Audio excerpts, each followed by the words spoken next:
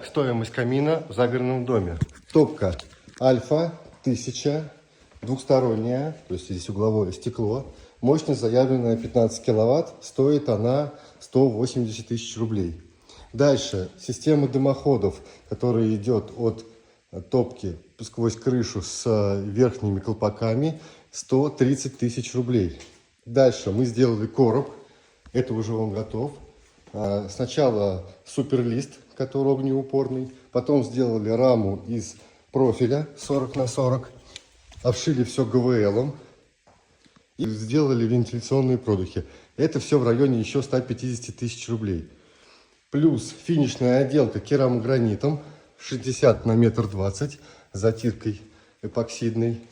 Плюс все углы мы сделали накладные с алюминиевого профиля матового. Вот получились такие полочки здесь.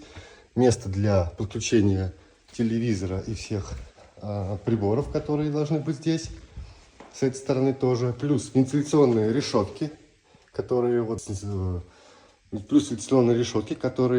теплый воздух выдают наружу с этого короба. Плюс решетки, которые с основного короба еще идут. Итого отделка плиткой 210 тысяч рублей.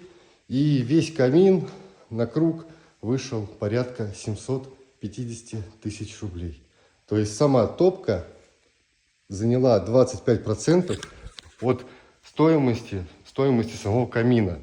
Надо понимать, что камин может стоить единицу, но чтобы его установить, поставить, сделать все правильно по уму и отделку, что самое главное, это надо умножить примерно на 4 от стоимости камина.